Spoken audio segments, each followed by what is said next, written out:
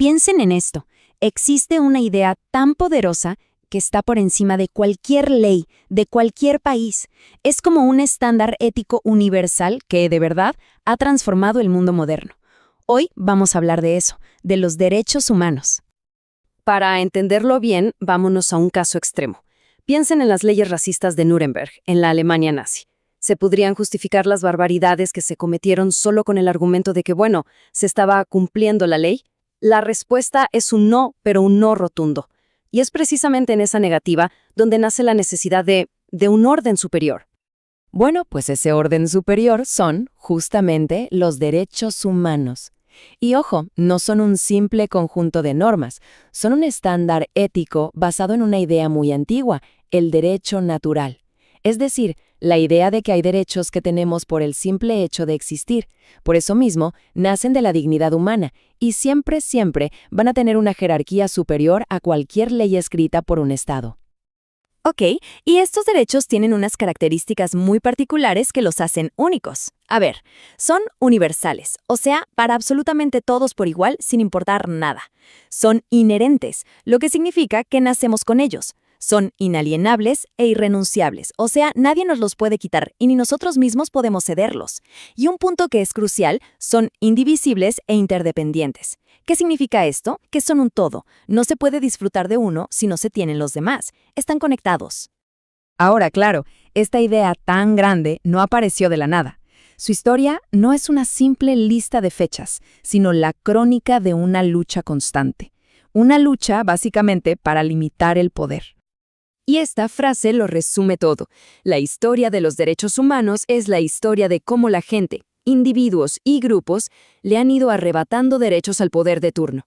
No importa si era un rey o un Estado moderno. Pensemos en la lucha por la jornada de 8 horas o por los derechos civiles. Fueron conquistas, no fueron regalos. Y este camino ha sido, bueno, larguísimo y muy gradual. Todo empieza, o al menos uno de los primeros registros que tenemos, es en la antigua Persia con el cilindro de Ciro. Imagínense. De ahí saltamos a Inglaterra con la Carta Magna, que le puso un límite al poder del rey. Luego, por supuesto, la Revolución Francesa, que explota con la Declaración de los Derechos del Hombre. Cada uno de estos hitos fue un paso clave que preparó el terreno para el gran momento de 1948. Porque claro, después de las atrocidades de la Segunda Guerra Mundial, a todo el mundo le quedó claro que la soberanía de un país no podía ser un cheque en blanco para la barbarie. Y de esa necesidad, de ese nunca más, nació la Declaración Universal de 1948. Por primera vez, se establecía un ideal común para todas las naciones y todos los pueblos. Fue, de verdad, el punto de inflexión en toda esta historia. Ahora bien, para poder organizar la cantidad enorme de derechos que existen, normalmente se usa una clasificación muy útil, que además nos muestra cómo han ido evolucionando. Se le conoce como las 3 generaciones de derechos. Veamos, la primera generación surge de las revoluciones de los siglos XVIII y XIX. Su foco es la libertad, ponerle límites al poder del Estado. Son los famosos derechos civiles y políticos. Luego, la segunda generación, que lucha por la igualdad. Aquí ya hablamos de asegurar condiciones de vida dignas, como el derecho al trabajo, a la educación, a la salud. Y finalmente, la tercera generación, que es más reciente y se basa en la solidaridad. Son derechos de los pueblos, como el derecho a un medio ambiente sano o el derecho a la paz. Pero aquí hay un punto clave, fundamental. Que se llamen generaciones no significa que sea una jerarquía, ¿eh? No hay derechos de primera, segunda o tercera categoría. Todos son igual de importantes y son indivisibles. Piénsenlo, de poco sirve tener derecho a votar si no se tiene derecho a la educación o a la salud. El avance en uno siempre, siempre facilita el avance de los demás. Ok, entonces, si estos derechos existen para todas las personas, la pregunta lógica es, ¿ante quién se exigen?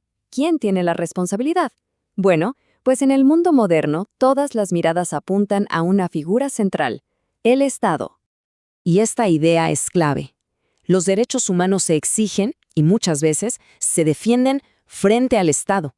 Y es que si lo pensamos bien, las peores atrocidades de la historia han sido cometidas por aparatos estatales. Por eso el Estado tiene este doble rol tan particular. Es el que debe garantizar los derechos, pero al mismo tiempo es el potencial violador, la entidad ante la cual hay que estar siempre alerta. Y la manera en que los estados hacen que estos tratados internacionales se cumplan dentro de sus fronteras depende de su sistema legal. Hay a grandes rasgos dos maneras. Algunos países son monistas. Para ellos, el derecho internacional y el nacional son un solo sistema. Firman un tratado y automáticamente ya es ley. Otros son dualistas. Ven los dos sistemas como algo separado.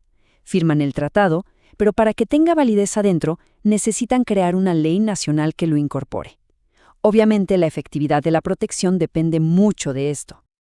Así que, en resumen, la obligación del Estado es doble. Por una parte, tiene una obligación de no hacer, o sea, de abstenerse de violar los derechos. Por ejemplo, no puede torturar, simple.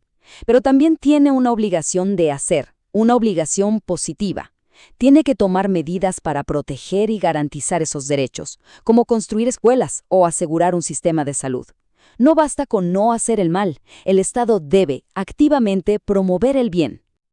Y todo esto nos deja con una pregunta final, una reflexión importante.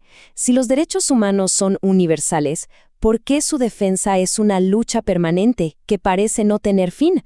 La historia nos enseña que, aunque la idea es poderosa, su aplicación en el mundo real es un desafío constante. Los derechos nunca se deben dar por sentados. Exigen una defensa activa y permanente. Así que la pregunta final no es si la lucha ha terminado. La verdadera pregunta es cómo la continuamos cada día.